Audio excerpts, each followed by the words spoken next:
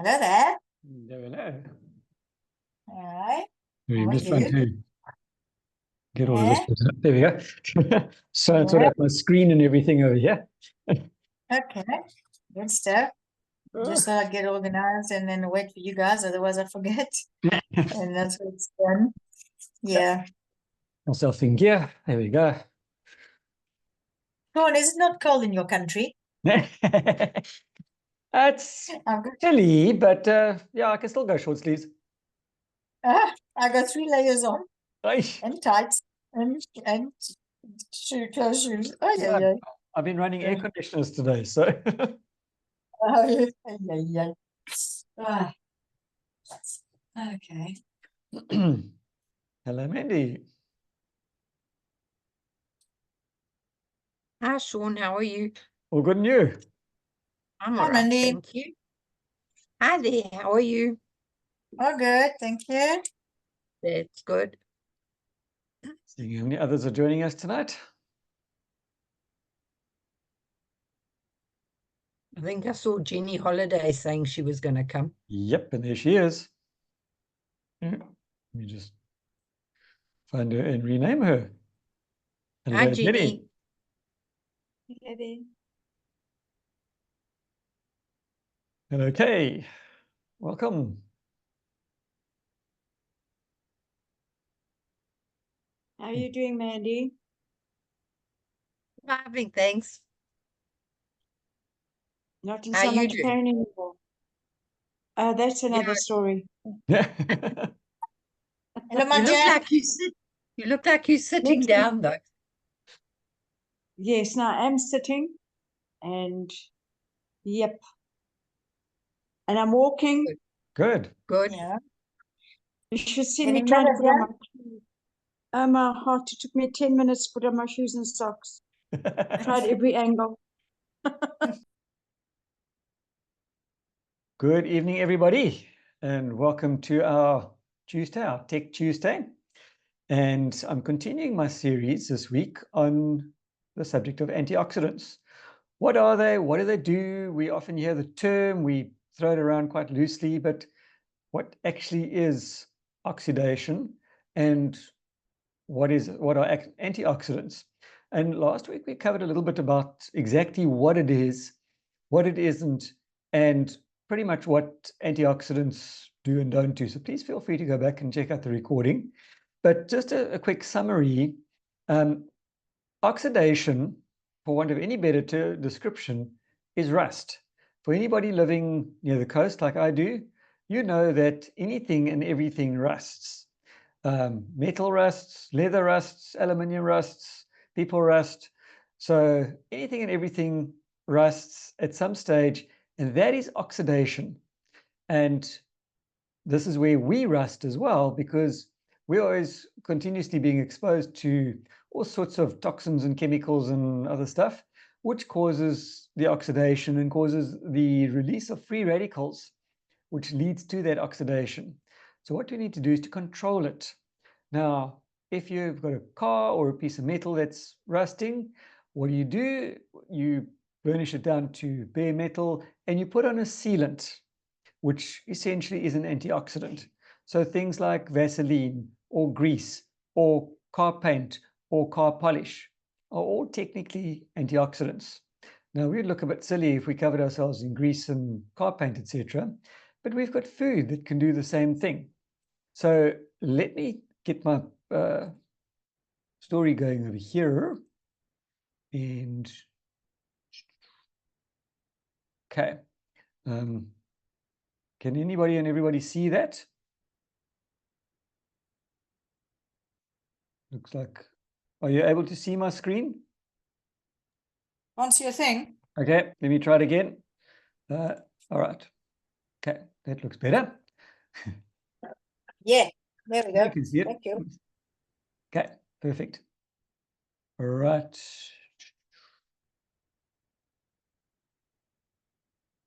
Okay. So we covered, let's start over there. We're talking about antioxidants. That is it really just a buzzword, or is it something that we can use to protect ourselves? And we we went through all the basics last week, and I'm going to kick off again here, where we're going to talk about antioxidants for heart health.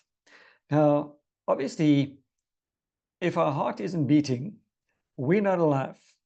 As long as your heart's beating, this is a good thing. But it is a muscle.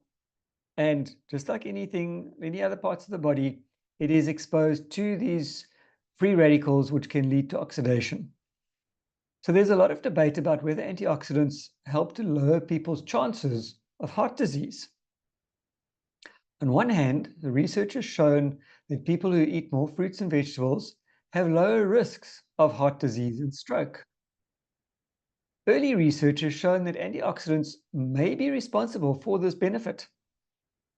And we know that we don't want to have a stroke or any other heart condition for that matter. On the other hand, follow-up studies of antioxidant supplements have failed to show the same benefits.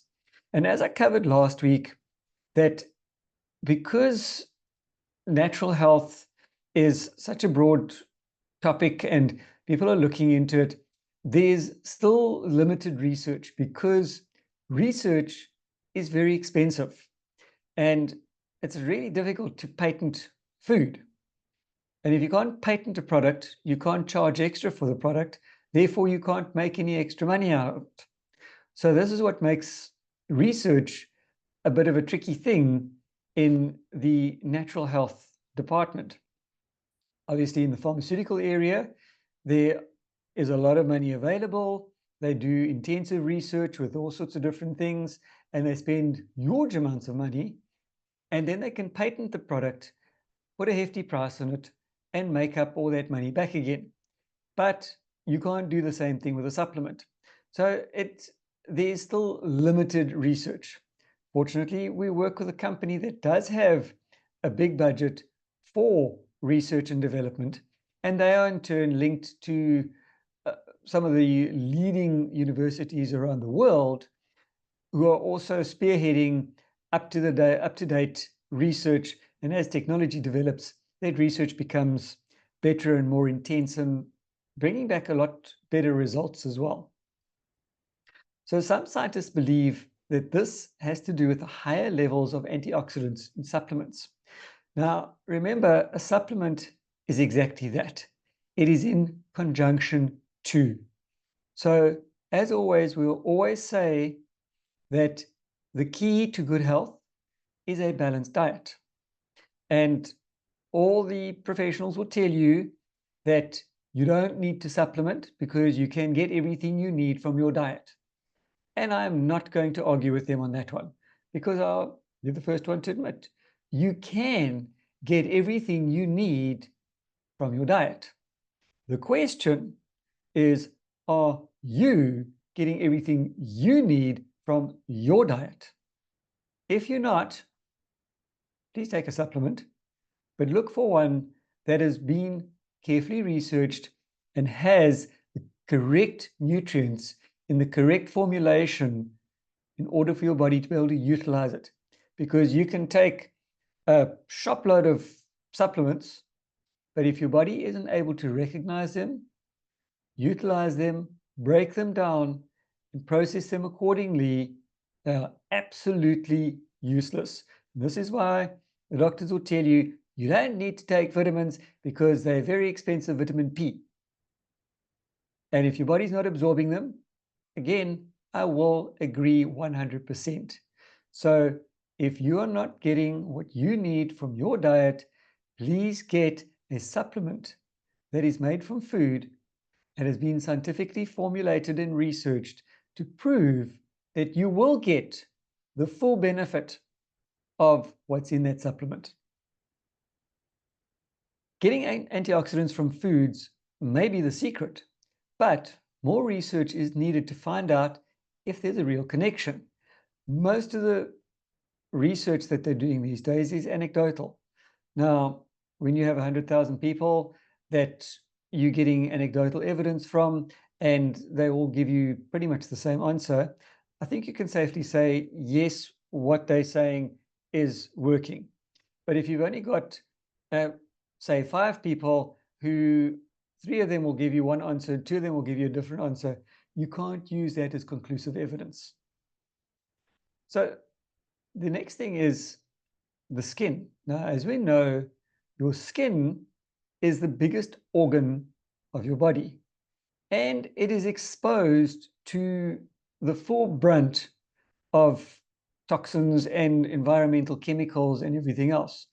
So it needs really good antioxidants because it's getting everything that can be thrown at it. And there's a lot of free radicals and oxidation that happens in our skin. Now, we need more research, as with everything, but there's some evidence that the antioxidants vitamin C and E do have skin benefits. Studies have shown that a vitamin C formula applied to the skin might help improve the appearance of wrinkles. And who doesn't want to lose some of those little crow's feet around the eyes?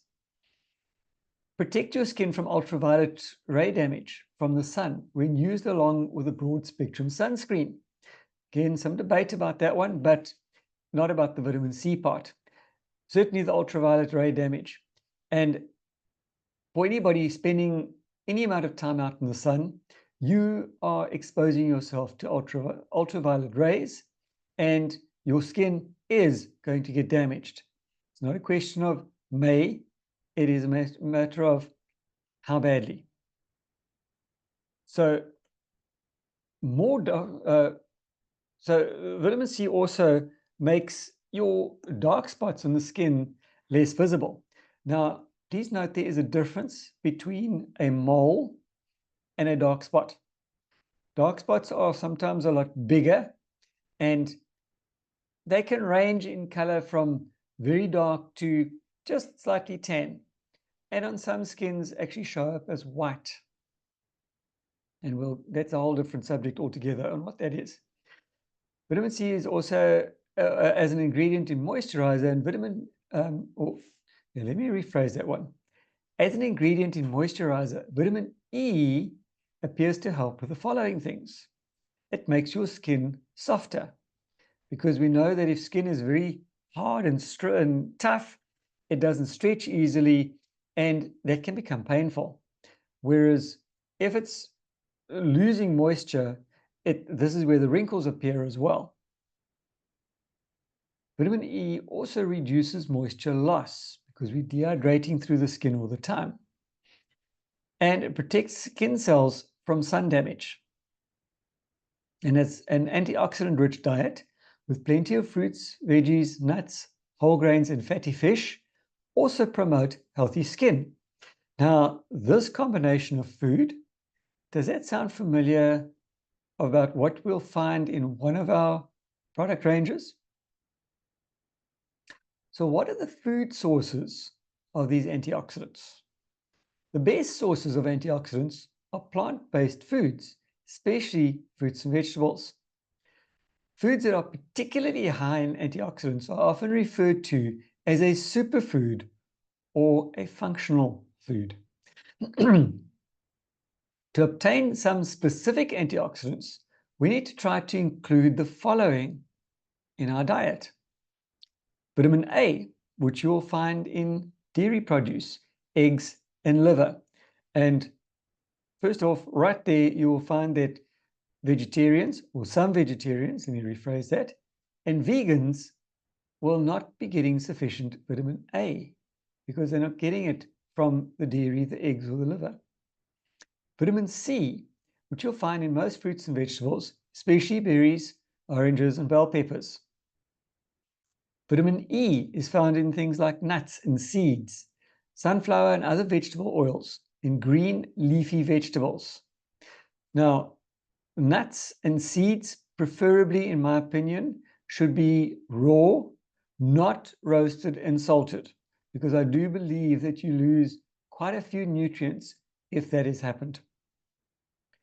Beta-carotene is another source, and this you'll find in your brightly colored fruits and vegetables, known as nature's coloring box, such as carrots, peas, spinach, and mangoes. Again, do some of those products sound familiar in one of our ranges? Lycopene is found in the pink and red fruits and vegetables, including tomatoes and watermelon. Lutein is found in green leafy vegetables, corn, papaya, and oranges. And it is very, very good for your eyes. Selenium is found in things like rice, corn, wheat, and other whole grains, as well as nuts, eggs, cheese, and legumes. Now, what other foods are high in antioxidants? Fruits and veggies aren't the only foods that add antioxidants to your diet. So there are other sources. You can find them in things like nuts, coffee, and even chocolate. Not the very highly sweetened, overdosed on sugar chocolate, but the chocolate that has very little sugar. So your 80% cocoa type chocolate, or even 90% cocoa type chocolate. You'll find that that sort of chocolate actually is quite bitter, but it is very high in antioxidants. So, well, you win some, you lose some. Antioxidants in coffee. Who said coffee was bad for you? Coffee beans contain a number of antioxidants, including caffeine, trigonelline, phenols, melanodins, and quinine. Apologies on some of the pronunciation of these words. Greek is not my strong point. The American Chemical Society says that coffee is the #1 source of antioxidants in the typical US diet. It's quite scary because often those coffees, especially if you go to some of these big chains, we won't mention names on here, but they have the flavored coffees. And those things are loaded with sugar. If you watch the movies, you see these people drinking coffee and it comes out of a coffee filter and they pour it straight out, no milk, no sugar added. That is probably a better source of an antioxidant, more than the highly flavored, highly sugared processed coffees.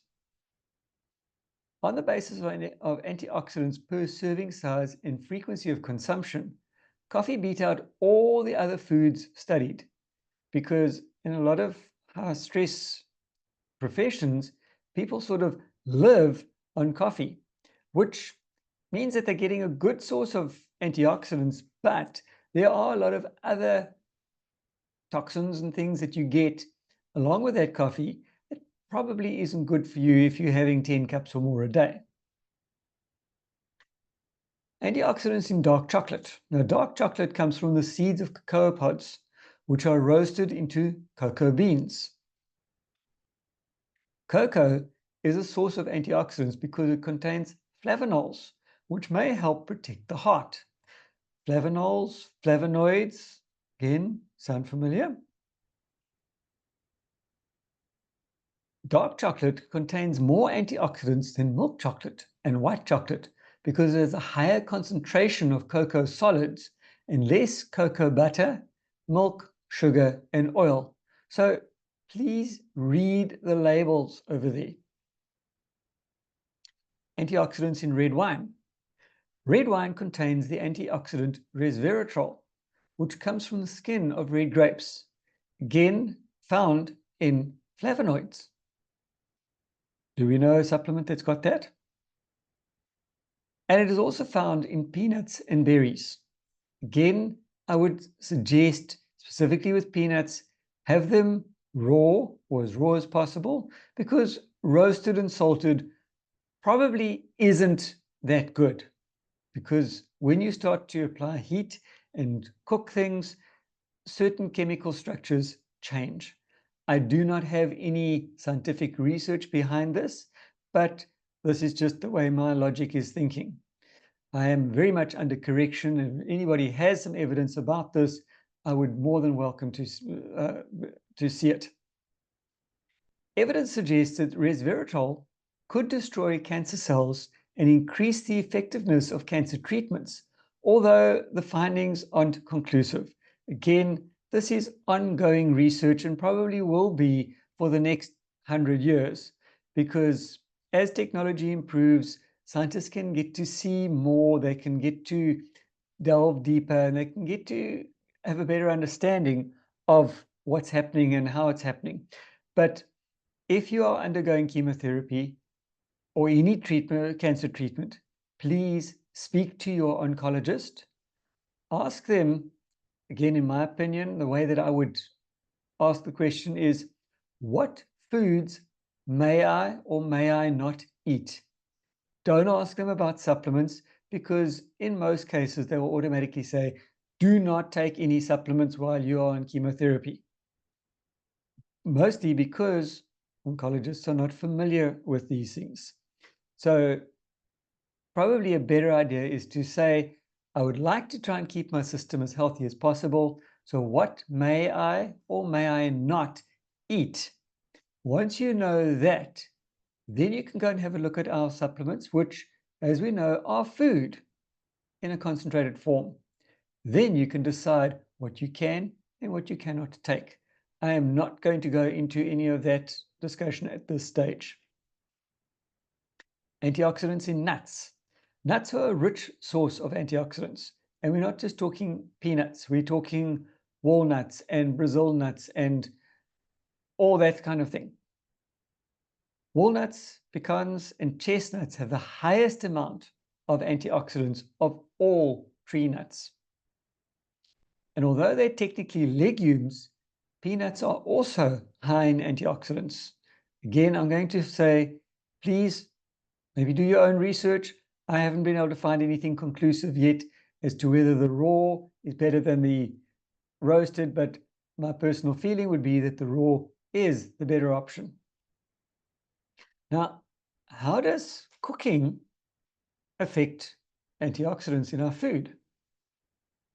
Cooking particular foods can either increase or decrease the antioxidant levels. Found that very interesting. Lycopene is the antioxidant that gives tomatoes their rich red color. Louis Smith would be able to tell us a lot more about that. When they are heat treated, the lycopene becomes more bioavailable, meaning that it's easier for our bodies to process and use. However, studies have shown that cauliflower, peas, and zucchini lose much of their antioxidant activity in the cooking process. So be careful. Keep in mind that the important thing is eating a variety of antioxidant-rich foods, cooked and raw. Like with anything, one specific thing is probably not going to sort out all the problems. You need a variety. Like a car, you don't just have a spark plug to make the car go. Your fan belt isn't the only thing in the engine to make the car go. You need all those bits and pieces, and however many hundreds of thousands of different bits and pieces put together in order for your car to fire up in the engine and the engine to turn over and move the wheels. So without all those other bits and pieces, you leave out one spark plug and you're probably not going to get very far. You might get a small distance, but you're not going to get very far. And you take these fancy, highly computerized vehicles these days and remove one or two little fuses, and you've got a very expensive block of aluminium. Because without those little fuses to get everything else working, it's not going to go very far. And the same with food. We need all the things to work together. It's pointless just having a head of broccoli for supper. You're wanting a variety. So now we get to the hot spot, which is the supplements. This is the part that we hopefully know a little bit more about. And supplements might seem like an easy way to get the antioxidants. And if you are not getting everything you need from your diet, it might be the better way, but don't rely solely on it. No supplement can match the health effects of a varied, healthy diet that includes plenty of colorful fruits and vegetables. Again, I will state, a supplement is exactly that. It is in conjunction to. FDA does not regulate dietary supplements. All that they do is they check, in certain cases, to see that what's written on the label of the bottle is actually in the product. That's all that they check. They don't regulate, they don't say this works, this doesn't work. They don't get involved with any of that. And this is the trouble with the supplement industry, which is a multi-billion-dollar industry on par and overtaking the pharmaceutical market. Pharmaceutical market is still regulated to a certain extent, and they can be held accountable for saying things or not saying things. But the supplement market is completely unregulated at this stage. I know they are working on changing that, but to date, completely unregulated. So anybody can take anything. They can take grass, they can take sawdust, they can crush it up, put it in a capsule and market it and say, research says this will cure XYZ. Now, who's doing the research? How are they doing the research? What is the science to back it up? Nobody knows in most cases. So you need to do our homework on this. So you can't be sure whether a supplement is effective, safe, or actually contains what it claims to contain, because the FDA doesn't check it. They don't look at those things. Antioxidant supplements haven't been shown to protect against or treat disease other than specific formulas made for people with macular degeneration. Now, I do believe in our case with our company, they do work differently. They are unique in the supplement market in that they manufacture products voluntarily under a pharmaceutical license, meaning that the FDA can, will, and does raid the production facilities at random times, and they can pick and choose any product of any line randomly and check it and see, and they'll test it and they'll see, is what's written on that label what's actually in the product? And as we know, for over 60 years, there's never been a problem yet, because we have our scientific advisory board who works very closely with the FDA, amongst other organizations. So supplements in general may not be balanced. For example, there are 8 different forms of vitamin E that are found in foods. But supplements in general usually contain just one form of it. So if you look at the label of any vitamin or most vitamin E's, it will tell you this is a D. If it's natural, it will say D-alpha tocopherol, because your alpha tocopherol is the easiest and most abundant form of vitamin E in food. But as we know, there are a chain of 8 of tocopherols and tocotrienols. So there are the alpha, beta, gamma, and delta tocopherols, as well as the alpha, beta, gamma, delta tocotrienols. And a lot of natural vitamin E is derived from crude oil, which we all agree is a natural product. But I don't know about you, but I don't want petroleum in my system. So be careful, read the labels, research the supplement, research the company to be 100% sure. Antioxidants in high doses could also be harmful. The toxicologists will tell you the poison is in the dose. Remember, arsenic is perfectly safe when taken in microdoses. Radiation is perfectly safe when administered in microdoses. Too much, it will kill you very quickly. While a supplement can help if you're deficient in a certain nutrient, supplements can't make up for an unbalanced diet. So we cannot just live or survive on supplements alone. We have to have food as well. Always tell your doctor before taking a supplement, especially if you're pregnant, nursing, or taking medication. And I will go a little bit further and say, speak to your doctor, but be aware, no disrespect to doctors, they are not trained in nutrition. So if necessary, ask them to refer you to a dietitian and or a clinical nutritionist to be extra sure about what they're taking. Is it safe? Is it not safe? Will it interact or not interact with the treatment that the doctor is giving? I'm going to stop there because we're about to run out of time. We'll get into the rest of this next week. I've still got about 7 minutes. So I'm going to stop my sharing now. Just, does anybody have any questions or comments before I stop the recording?